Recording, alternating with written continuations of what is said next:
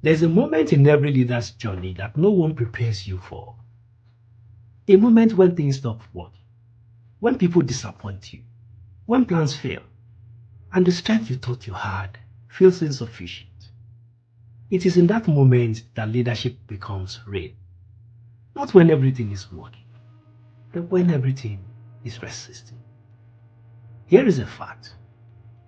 Leadership is not proven in ease. It is proven in endurance. Today, let's talk about resilience in leadership. Not as a theoretical concept, but as a lived experience. And welcome again to the Leadership Journey, your platform for sharing and learning to build a new generation of efficient, effective, and ethical leaders. I'll start with what resilience really means.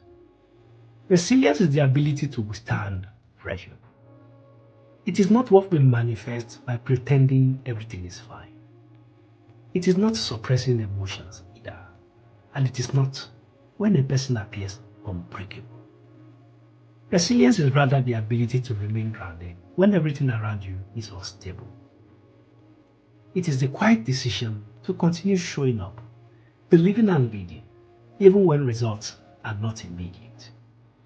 Resilience is not loud, it is consistent. Let me be honest with you. The reality of leadership pressure is imposing. And leadership can be lonely, whereby you carry expectations, decisions, and consequences. And sometimes no one fully understands the weight. In professional environments today, we see leaders navigating economic uncertainty, organizational instability, cultural tensions, and digital disruption. Yet they are expected to remain steady. I've seen leaders in international settings, especially in complex institutions, hold negotiations together, while personally uncertain of the bigger picture. That is resilience. Not perfection, but persistence under pressure. Now bringing this closer to our time. During the COVID-19 pandemic, many leaders had to make decisions without full information. They were supporting teams remotely and maintained morale in uncertain circumstances. Some organizations then survived not because they were the strongest, but because their leaders were the most resilient. In the tech world, we found leaders who faced multiple failed product launches, but kept learning, adjusting and rebuilding, and eventually succeeded. And in everyday leadership, consider a manager rebuilding team trust after a conflict, a teacher continuing to inspire despite limited resources, and a young professional navigating rejection after rejection. They must carry on to reach his or her goal of career stability. This is also resilience. Let me quickly add something very important here. Leaders do not usually break because of pressure. They break because of three things: isolation, loss of purpose, and emotional exhaustion. In such situations, when resilience is not built intentionally, leaders begin to either withdraw, react emotionally, or lose clarity. Yet when clarity is lost, leadership becomes reactive, not strategic anymore. How do we then build resilience? Let me give you three powerful anchors that will help henceforth. Number one, we build resilience by purpose. Resilience grows where your why, WHY, is clear.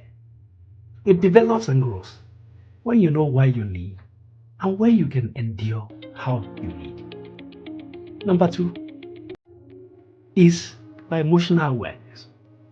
You cannot lead what you cannot understand. You must then always be able to recognize your stress, your limits, and your triggers. In short, resilience begins with self-awareness. And thirdly, by building and having a support system. Some leaders are not isolated, and leaders need mentors, trusted peers, and honest conversations to forge ahead.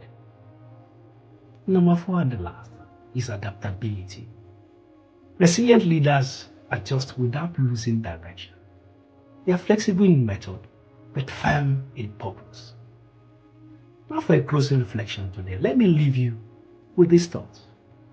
Resilience is not about avoiding difficulty. It is vested in becoming the kind of leader who is not destroyed by it. Surely in leadership, storms will come, pressure will rise, and results may delay. But the leaders who endure are the leaders who grow.